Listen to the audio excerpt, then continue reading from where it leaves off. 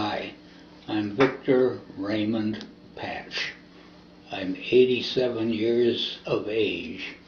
I was born in the city of Toledo, Ohio, at my grandmother's house in the 200 block of B Street in Toledo. And when I was about 2 years old, Mother and Dad moved to western part of the city of Toledo.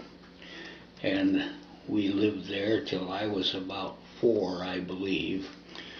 Dad had started to build a house in West Toledo, just outside of the city limits and adjacent to the Michigan state line.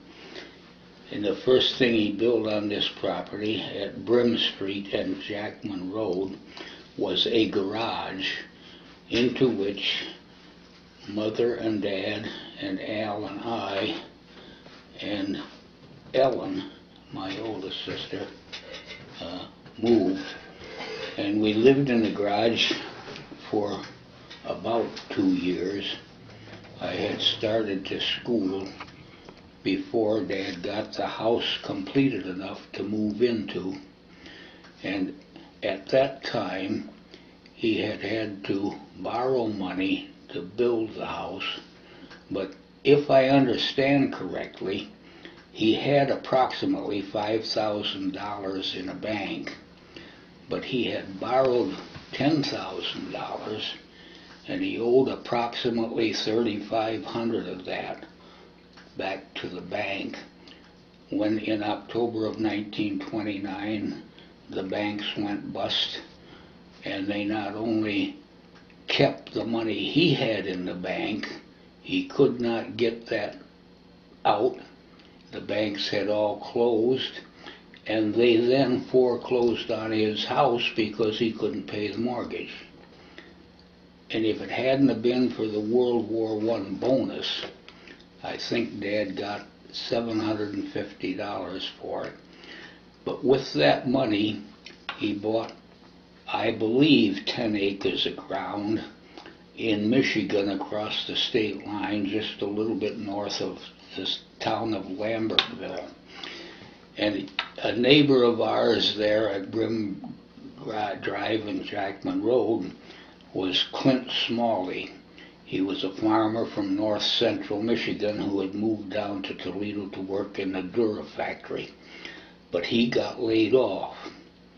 And his brother had come down to live with him for a while and go to work in the Dura factory, but he got laid off too, and he had bought a little 2-room house, and from that position about a block and a half north of our house, he got acquainted with my mother's sister, Agnes, and they got married.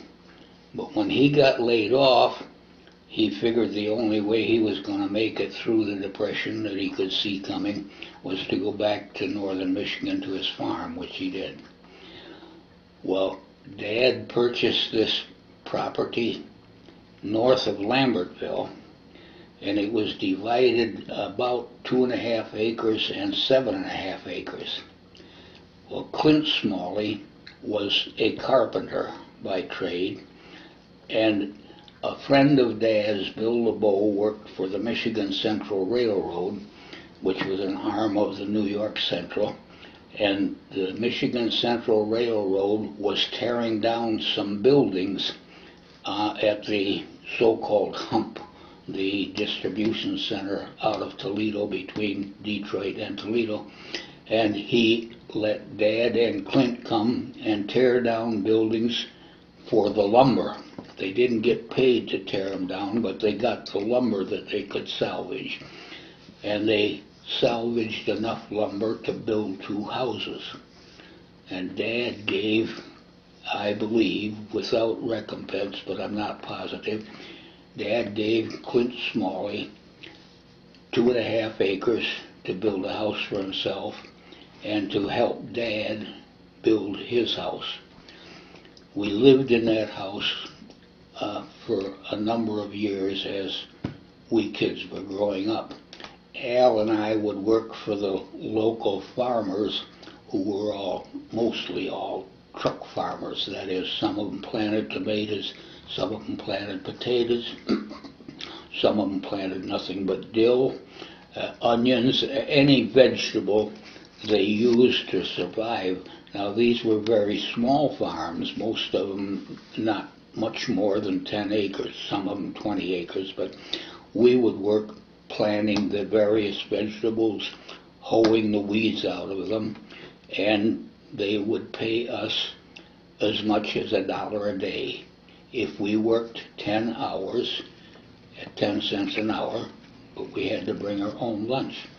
And Dad, as a bricklayer, could find no work whatsoever unless he went to work for one of those farmers once in a great while for $1 a day and bring his own lunch.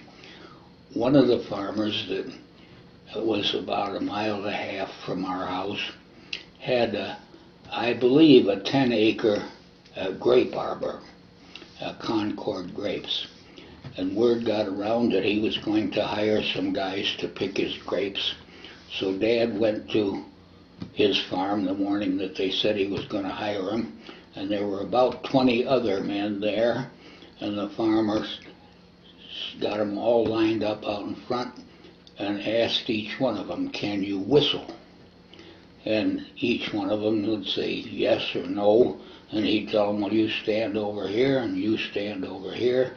And Dad, of course, was a very good whistler, and he said he could whistle. So he was one of four other guys and him. 5 guys were hired. Dad was hired. He took the 5 of them. "You stand over here. Come to work tomorrow morning, 6 o'clock. You work 10 hours till 6 tomorrow night." So he lined up the next morning, and he said, "All right now, start whistling. Because if you whistle, I'll know you're not eating any of my grapes." Well, this, of course, didn't sit very good with Dad. But he needed the $1 a day, so he worked 4 days for Mr. Warner picking grapes. But from that day on, my dad never spoke to Mr. Warner, though we only lived about 1.5 miles away. But an incident like that taught me something about character and the character of the family I grew up in.